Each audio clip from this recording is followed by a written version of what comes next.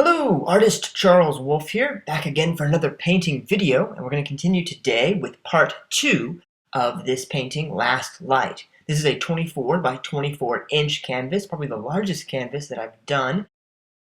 And for a single canvas painting, I should add, and I'm having a great time painting beautiful, large sunset here for you. Let's continue right now. I grabbed some Prussian Blue with a touch of the permanent red, and I'm just creating some nice clouds and shadows over on this right hand portion. I'm using a good sized brush, about a 1/2 inch brush, and I'm just trying to fill in very lightly. As the blue mixes with the yellow, it's going to become lighter, and so as I move here, I'm going to make sure that I keep my touch very light and get those very faint looking clouds. Just as a underpainting, I'm going to put some more colors over on the right hand side as we go along. Switching over to a stencil brush, has a very rounded point to it, a very round end of the tip there. To create that color, I mix some of the cadmium yellow with a bit of the permanent red. I'm going to grab some liquid white on my fan brush and just put it right where that sun's going to be. Now, I'm not sure that you have to do this if you're following along and painting along. In fact, you probably don't have to do that, back to that orange color. But I wanted to try it out and see if I should lighten this area up. In fact, it should be a little bit lighter, so the liquid white was important, but you don't need to put quite as much as I did.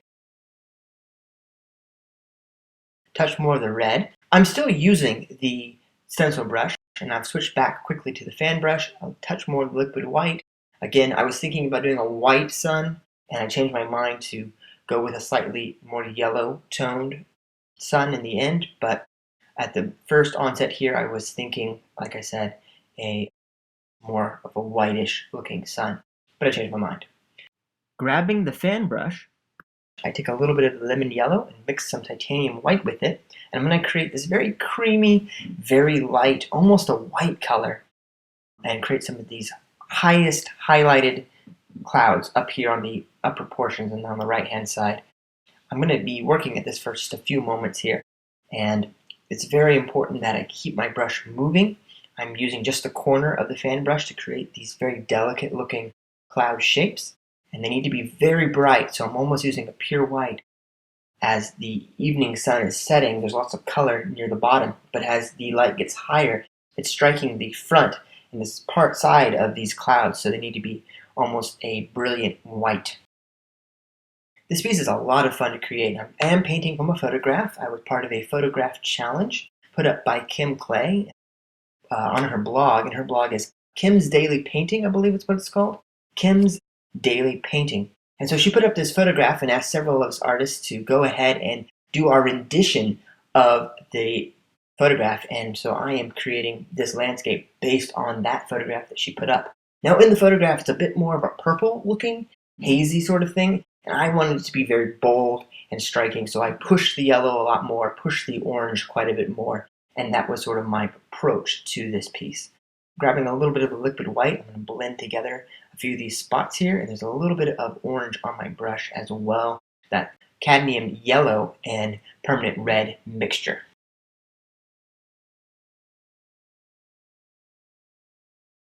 Making good progress, just filling in a few of these gaps with some orangey white color. Taking a little bit more of the white, I'm going to put some more highlights there. Connecting a few of these upper clouds here. Keep the fan brush moving and keep your touch very light when you're doing this. If you find that your paint is sticking or mixing too much, more than you want it to, add a little bit of the linseed oil to that oil paint, and it will immediately stop sticking to the bottom paint and pulling that in. So a thinner paint will stick to a thicker paint. Because I have thick paint below, a thinner paint should grab, and not grab onto it, I should say, it should lay on top of the thicker oil paint underneath. Touch of the Prussian Blue here, just trying to create more of a contrast. Now it's a bit too much, but that's okay. I can come back a little bit later and adjust a few things. I'm using a very small 1/2 inch brush again for that Prussian Blue, just adding a few contrasting colors. Now I went a little bit too far there, so I grabbed my 1-inch brush, a little bit of the Cobalt Blue, and some liquid white. And I'm just going to fix this upper portion of the sky. Just a moment here. Back to my fan brush. It's looking very good. I'm really liking the way this is working out. I'm not entirely happy with how it's connecting from the right-hand side to the left-hand side, which means I need to put more white kind of connecting over, but I'm going to do that in just a moment. Back to the Prussian Blue on the 1/2" brush. I'm just going to add a little bit more darker spots here for contrast. Need to push that cloud forward a little bit more. Really going for high contrast because that yellow needs to look very yellow and very bright. So the trick with that is if you want something to look extra bright or extra light, I should say, you should put a darker color in front of it and the light will shine from behind and look even brighter.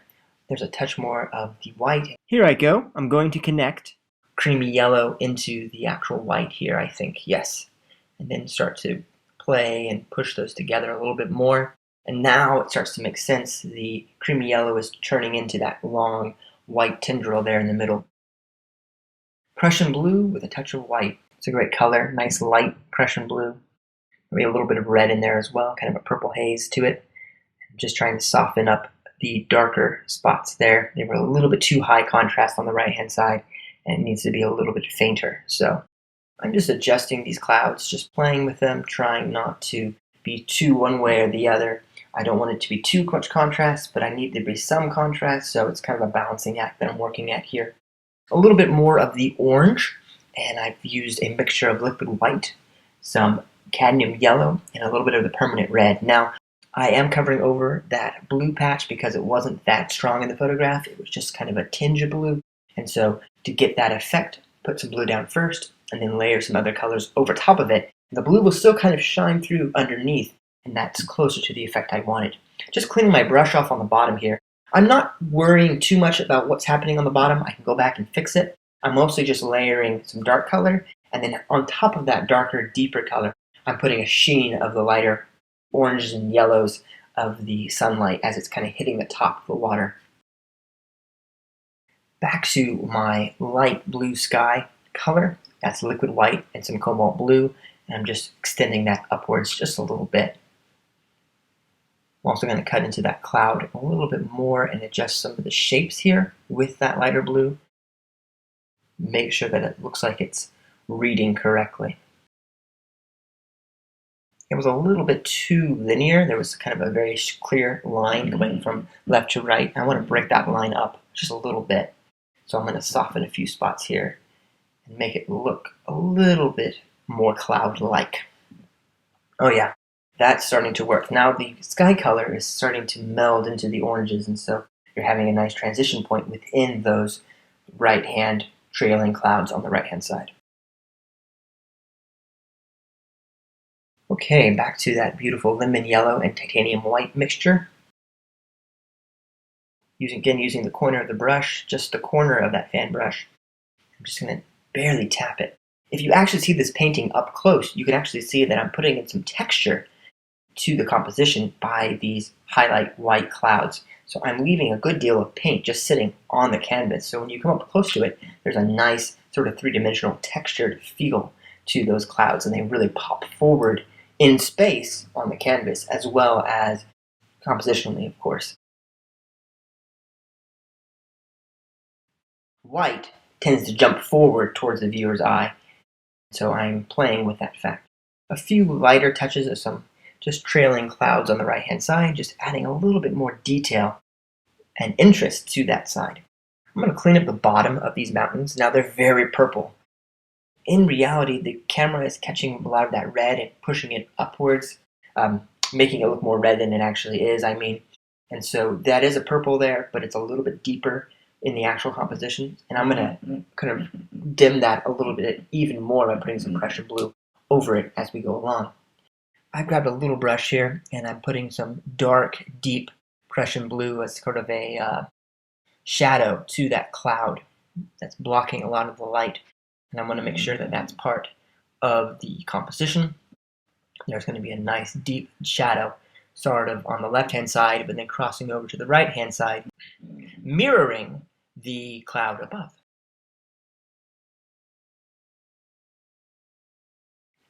Remember that whatever you do in the sky, you want to make sure that you reflect that down into the water. If something happens on the upper portion of the canvas, it needs to be reflected down below as well. Taking some lemon yellow here, there's a beautiful lemony yellow cloud on the left-hand side sort of poking into the canvas, and I'm actually going to bring some of that lemon yellow color upwards and blend it into the light blue I have there. Just a few faint touches. Adds a nice three-dimensional quality to it, some distant clouds just catching a little bit of that gorgeous golden sunset. Now that's a mixture of raw and burnt sienna, some permanent red, and a little bit of cadmium yellow, I believe. It's just a beautiful, beautiful color. Really push the orange here, and then I'm going to probably reflect it right below. Since I already have that color on my brush, why not just put it right down below that area, because it should be reflected in the water. Now it's a little bit bright and a little bit intense. In the water it wouldn't be quite as intense because the water itself would be very dark. So some of that dark is going to affect your color. So whatever the color of the water is going to have an effect on the light that's splaying across it. So when you're doing this, think about that. If you have a very dark, deep lake, sort of like Lake Champlain, for instance, in Vermont and the New York border, that's a very deep lake. So it's going to have a very dark consistency, and the light is going to dance across it. So here, when you're doing this, you have to think about that the dark is going to kind of interplay with the light, and it's going to darken up those colors. So that orange is too vibrant, but it's okay because in a moment I'm going to start blending things together even more, and it's going to kind of counteract that effect. I'm taking some of that sky blue color, that cobalt blue with some liquid white, and I'm just playing it through this surface of this water, just so that there's a little bit of the sky in there as well. And there I go, I'm sort of muddying up that orange. Like I said, it was too vibrant, so putting in some of the lighter blue with the now mixed orange and Prussian blue, that kind of muddy mixture over top of it, is going to create a nice effect and sort of halo quality is what I'm looking for.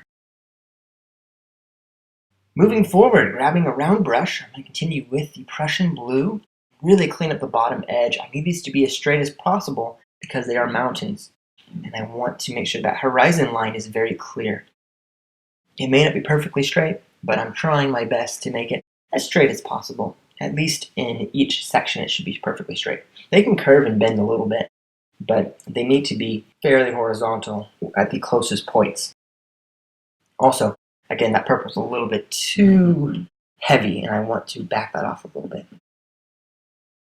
Grabbing some more of the cadmium yellow, I want to take that stencil brush, push the yellow quality on that left-hand side. I sort of lost it, and I needed to connect to the orange better.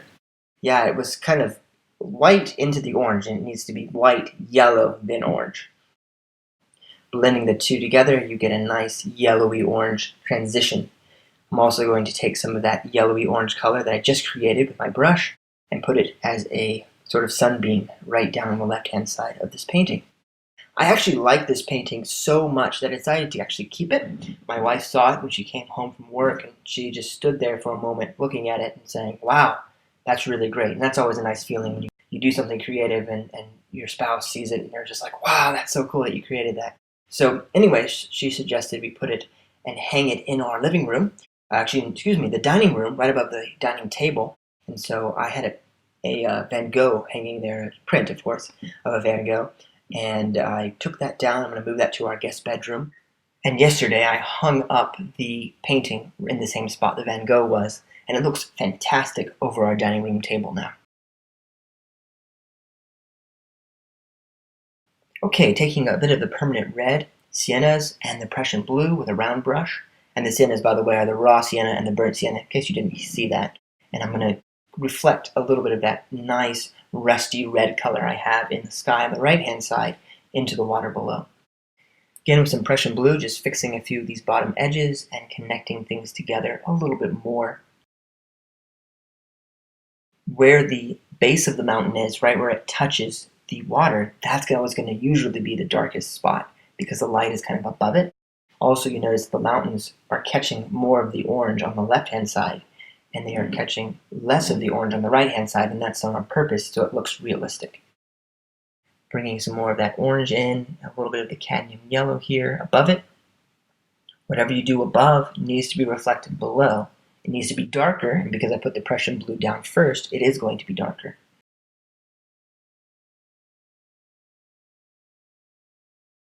Moving right along here, and it is starting to look fairly close to finished. I only need to do a few more things to this, and we will be done. It's pretty exciting. This was a very, very fun piece to paint. I really enjoyed creating this work and was feeling very inspired when I did so. I'm just taking the brush here and blending everything together. And so I really want to encourage you, if you've never painted before, take a brush, give it a try. It's a lot of fun.